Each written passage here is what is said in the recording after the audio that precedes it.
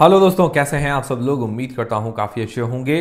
तो दोस्तों, करीबन 27 साल बाद अब बीजेपी की गवर्नमेंट बनने जा रही है दिल्ली के अंदर। तो क्या इसको देखते हुए स्टॉक मार्केट के अंदर हमें मंडे को तेजी देखने को मिल सकती है या वही सेम गिरावट वाला मार्केट हमें देखने को मिलेगा? तो उसके बारे में जानकारी लेंगे इस वीडियो के अंदर। और दोस्तों, फरवरी महीने के अंदर अभी तीन तीन अपकमिंग आईपीओ ओपन होने वाले हैं बराबर गैप के अंदर। एक 10 फरवरी, एक 12 फरवरी, एक 14 फरवरी। ठीक है, दो आईपीओ की तो अनाउंसमेंट पहले से ही हो गई थी, एजेक्स और हेक्सावेयर का। अभी तीसरे अपकमिंग आईपीओ की अनाउंसमेंट हो चुकी है जो कि 14 फरवरी को ओपन होगा।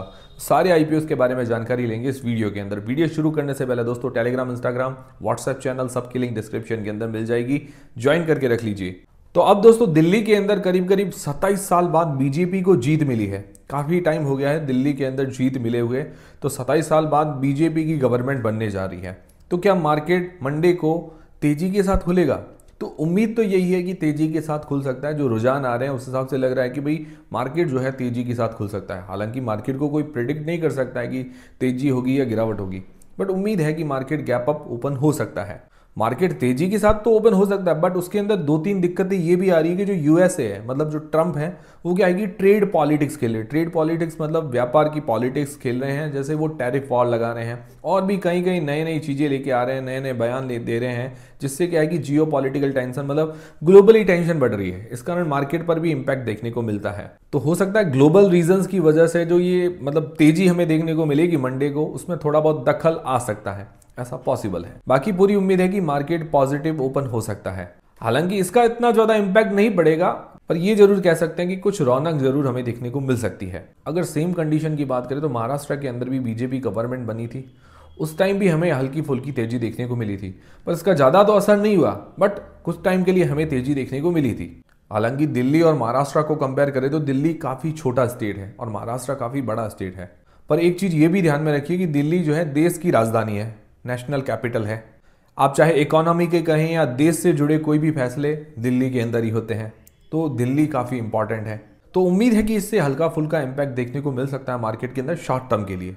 लॉन्ग टर्म के लिए नहीं। लॉन्ग टर्म अगर ग्लोबली देखें तो काफ़ी टेंशन बनी हुई है। ग्लोबल्स मतलब जो ग्लोबली संकेत आ रहे हैं वो अच्छे नहीं है। इंडिया की तरफ से ज़्यादा दिक्कत वाली बात नहीं है।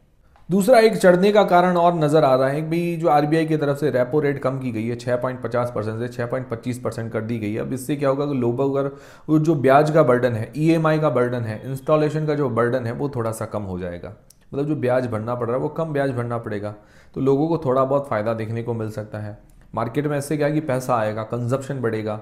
भाई ये पैसा कहाँ खर्च होगा? या तो लोग उड़ाएंगे पैसा, भाई खर्च करेंगे खाने पीने में या गाड़ी में, मोबाइल में। दूसरा सेविंग करेंगे या इन्वेस्ट करेंगे स्टॉक मार्केट, म्यूचुअल फंड के अंदर। और तो कहीं पैसा कहाँ जाने वाला है? Gold, jewellery. तो ओवरऑल मार्केट के लिए अच्छे संकेत ही हैं। तीसरी चीज जो की थी कि इनकम टैक्स के अंदर 12 लाख तक छूट दे दी गई।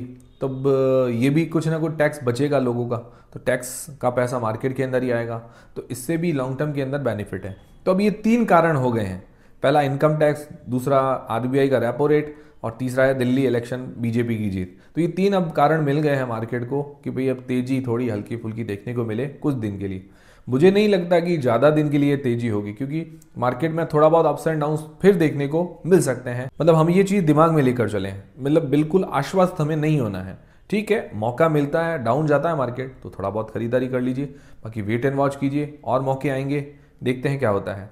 बाकी ये है कि भाई रिकवरी हमें तब देखने को मिलेगी जब एफआईआईज लगातार हमें बाय करते हुए देखने को मिलेंगे। वो मैं जानकारी आपको अपडेट करता रहूंगा, इसीलिए हमसे जुड़े रहिए। अब दोस्तों लेते हैं फरवरी महीने के 3 आईपीओ की जानकारी।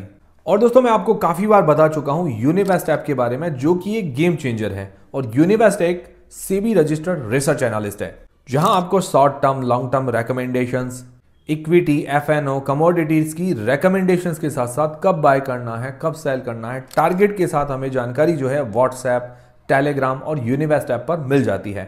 और आपका पोर्टफोलियो यूनिवेस्ट ऐप के साथ लिंक करने पर फ्री एआई बेस्ड इनसाइट्स मिल जाते हैं, जिससे आप बैड इन्वेस्टमेंट से एग्जिट और गुड इन्वेस्टमेंट को और बढ़ा पाओगे। और यहां पर 40 लाख प्लस यूजर्स का ट्रस्ट है, जो कि इसको बनाता है इंडिया का सबसे बड़ा स्टॉक रिकमेंडेशन प्लेटफॉर्म। और ईटी से इसको number 1 trade recommendation in stock market का अवार्ड भी मिला है। और इनके सब्सक्रिप्शन प्लान जो है 183 रुपीज पर मंथ से स्टार्ट होते हैं। मतलब कैलकुलेट करें तो 6 रुपए पर डे। तो यूनिवेस्ट ऐप की जो लिंक है वो मैंने डिस्क्रिप्शन और पिन कमेंट के अंदर प्रोवाइड करवा दी है। लिंक से ऐप डाउनलोड करने पर आपको 3 फ्री रिकमेंडेशंस और सब्सक्रिप्शन प्लान पर 80% तक का डिस्काउंट भी मिल जाता है और ये ऑफर फर्स्ट 25 लोगों के लिए है। तो लिंक डिस्क्रिप्शन के अंदर है, जल्दी कीजिए। तो पहला जो आईपीओ है 10 फरवरी को ओपन होने वाला है, एजेक्स इंजीनियरिंग का आईपीओ, जो कि उसकी एंकर लिस्ट वगैरह आ चुकी है। एंकर लिस्ट काफ़ी अच्छी आई है, म्यूचुअल फंड अच्छे नाम शामिल है और फॉरेन इन्वेस्टर्स अच्छे नाम शामिल है, मतलब 6.5-7 जैसी रेटिंग दे सकते हैं। अबव एवरेज इसकी एंकर लिस्ट है, काफ़ी अच्छी एंकर लिस्ट कह सकते हैं, खराब भी नहीं है। तो ये आईपीओ 10 फरवरी को ओपन होगा, 12 फरवरी तक ये ओपन रहेगा। ठीक है, ये कंपनी क्या करती है, कॉन्क्रीट्स जो होते हैं, कॉन्क्रीट मिक्सचर, सीमेंट का वगैरह, बजरी का उनका मिक्सचर होता है, उसके रिलेटेड इक्विपमेंट्स, मशीनरी ये मैन्युफैक्चर करती है। अच्छी बात है और अपने सेक्टर के अंदर लीडिंग कंपनीज में इसका नंबर आता है। बाकी अभी जीएमपी की बात करें, ग्रे मार्केट के प्रीमियम की, जो कि एक अंदाज़ा ही होता है, इसको फिक्स मत मानकर चलिएगा। वो लगभग 8% 8% के आसपास बता रहा, लगभग 50 रुपये पर शेयर के आसपास। ये एक अंदाज़ा है, फिक्स चीज़ नहीं है। बाकी इस पर अपडेट मैं आपको करता रहूंगा। फिर दोस्तों हेक्सावेयर टेक्नोलॉजीज का आईपीओ, जो कि 12 फरवरी से लेकर 14 फरवरी के बीच में ओपन रहेगा, एक दिन के गैप के बाद। इसकी अगर जीएमपी की बात करें तो नियरली 2%, 15 रुपये के आसपास बता रही है अंदाजन।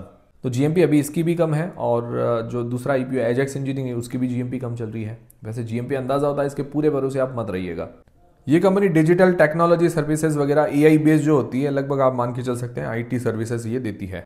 और काफ़ी लोग सवाल पूछ रहे थे कि भाई पहले ये कंपनी लिस्टेड थी 2020 के अंदर, ये डी लिस्ट हुई है। जी हाँ, ये डी लिस्ट हुई है। तो थोड़ी बहुत जानकारी दे देता हूँ। डी लिस्ट क्यों हुई थी कि भाई प्रमोटर्स जो हैं, भाई इसके अंदर ज़्यादा दिक्कत उस टाइम भी न्यूज़ ऐसी सुनने को नहीं मिली थी। प्रमोटर्स जो हैं अपना पूरा स्टेक जो है अपने अंडर में लेना चाहते थे। उससे क्या होगा कि भाई कंट्रोल आएगा, तो वो क्या है कि जो भी इनको फैसला लेना हो स्ट्रैटेजिकली कंपनी के लिए, जो अच्छा फैसला हो वो ले सकते हैं। इसीलिए उन्होंने क्या है कि इसको डीलिस्ट करवाया था और 100% जो अपनी हिस्सेदारी है प्रमोटर्स की वो अपने पास रख ली। अब ये क्या है कि इसको वापस लिस्ट करवा रहे हैं और ये 475 रुपये के आसपास डीलिस्ट हुआ था। इसके अंदर क्या होगी, इसकी प्राइस डिस्कवरी हुई थी। बाकी अगर आप ज़्यादा डिटेल्स चाहते हैं डी लिस्टिंग के बारे में कि भाई ये क्या हुआ था, मतलब कैसे हुआ था, कंपनी कैसी है, तो मुझे कमेंट करके ज़रूर बताइएगा, ताकि क्या है कि मैं इस पर और थोड़ा रिसर्च करके वीडियो बनाऊं। बाकी अभी ओवरऑल इस आईपीओ की डिमांड कम है। फिर दोस्तों 14 फरवरी को एक और नए अपकमिंग आईपीओ की अनाउंसमेंट हो चुकी है, जो कि 14 फरवरी से लेकर 18 फरवरी के बीच में ओपन हो सकता है। क्वालिटी पावर इलेक्ट्रिकल इक्विपमेंट का आईपीओ, जो कि 14 से लेकर 18 फरवरी के बीच में ओपन रहेगा। इसका प्राइस बैंड और मार्केट लॉट अभी तक नहीं आए हैं, बट फेस वैल्यू है 10 रुपये पर share. Price band market lot आते ही मैं आपको जानकारी दे दूंगा। इसका फ्रेश इश्यू है 225 करोड़ रुपए का और रिटेल पोर्शन इसके अंदर 10% का रखा गया है। लिस्टिंग डेट है 21 फरवरी को। बाकी डिटेल्स आते ही मैं आपके साथ जरूर शेयर करूंगा। ये कंपनी क्या करती है, जो हाई वोल्टेज वाले इलेक्ट्रिकल इक्विपमेंट होते हैं वो ये मैन्युफैक्चर करती है। तो काम तो थोड़ा यूनिक और अट्रैक्टिव नजर आ रहा है। बाकी रिव्यू वाले वीडियो के अंदर सारी चीज़ें क्लियर हो जाएगी, महंगी है, सस्ती है, कंपनी क्या करती है, सारी चीज़ें रिव्यू वाले वीडियो के अंदर क्लियर हो जाएगी। तो हमसे जुड़े रहिए, टेलीग्राम, इंस्टाग्राम, व्हाट्सएप चैनल सबको ज्वाइन करके रख लीजिए, ताकि छोटा मोटा अपडेट जानकारी मिलती रहे। और वीडियो पसंद आए तो लाइक जरूर करें, चैनल को सब्सक्राइब कर लें। तो मिलते हैं दोस्तों अगले वीडियो के अंदर, और यूनिवेस्ट ऐप की लिंक डिस्क्रिप्शन के अंदर है, चेकआउट करना मत भूलिएगा।